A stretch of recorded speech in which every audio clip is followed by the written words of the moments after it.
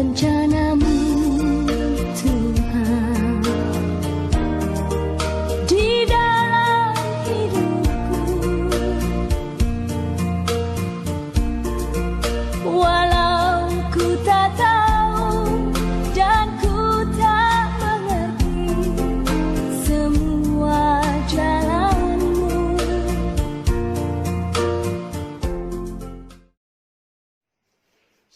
Salam jumpa kembali dalam Renungan Harian Santapan Jiwaku.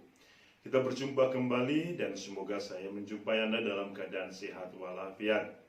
Dan hari ini kita kembali diundang untuk merenungkan firman Tuhan yang akan kita dengar dari Injil Lukas bab 11 ayat 29 sampai 32. Marilah kita bersama-sama mendengarkan firman Tuhan. Inilah Injil Yesus Kristus menurut Lukas. Sekali peristiwa Yesus berbicara kepada orang banyak yang mengerumuni dia. Angkatan ini adalah angkatan yang jahat.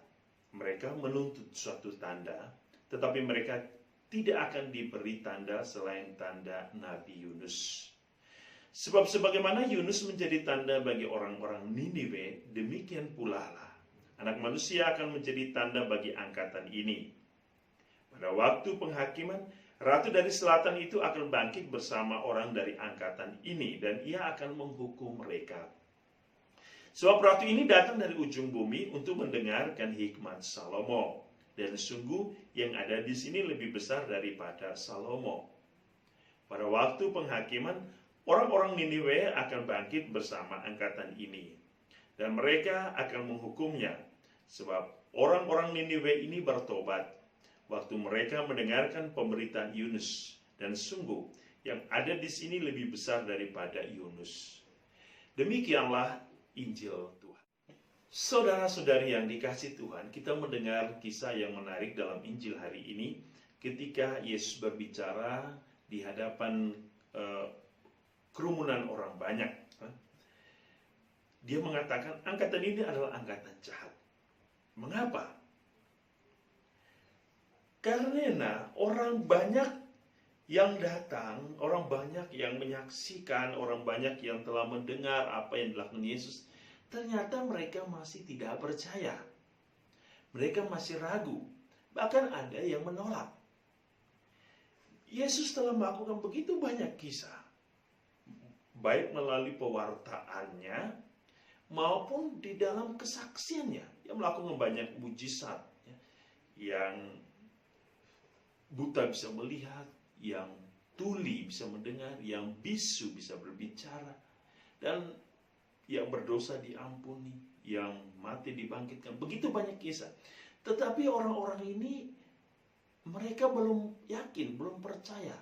Maka Yesus mengatakan angkatan ini adalah angkatan jahat. Ya, jahat karena mereka masih menuntut sesuatu yang sesungguhnya mereka sudah menyaksikan. Bahkan Allah ada di tengah-tengah mereka dalam diri Kristus, tapi mereka tidak menyadari karya Allah itu. Saudara-saudari, mungkin kadang kita juga seperti itu. Kadang kita tidak merasakan kehadiran Allah dalam diri kita. Kadang kita abai, tidak peduli, acuh tak acuh dengan kehadiran Tuhan di dalam hidup kita. Kehadiran Tuhan yang mewartakan tentang kebaikannya, kehadiran Tuhan di dalam kesaksian hidup, di dalam seluruh karya ciptaannya, di dalam diri orang-orang yang hadir dalam kehidupan kita. Mungkin karena kita tidak peduli bahwa Tuhan sedang mengutus kehadirannya dengan segala yang ada di depan mata kita. Entah itu saudara kita, entah sahabat kita, entah orang lain, atau melalui karya-karya ciptaan Allah. Bahkan di dalam kehidupan kita, gereja adalah gambaran kehadiran Allah yang dinyatakan melalui sakramen-sakramen yang kita rayakan.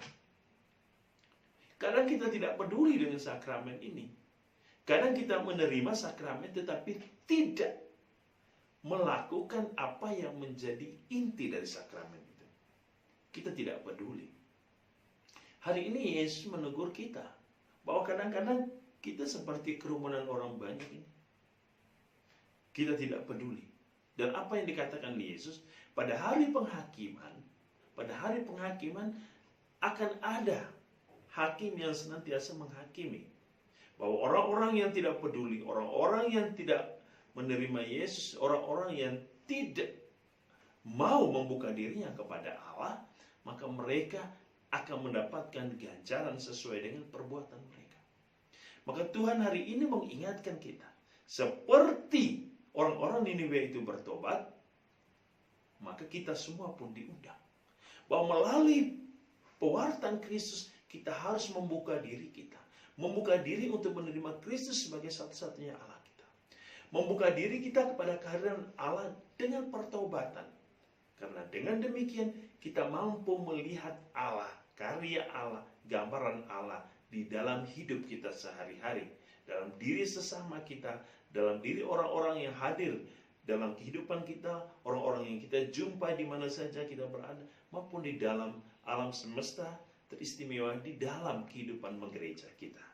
Semoga Tuhan yang hadir akan senantiasa hidup dalam diri kita dan terus menguduskan kita agar kita hidup menurut kehendak-Nya. Tuhan memberkati kita. Dalam nama Bapa, Putra, dan Roh Kudus. Amin.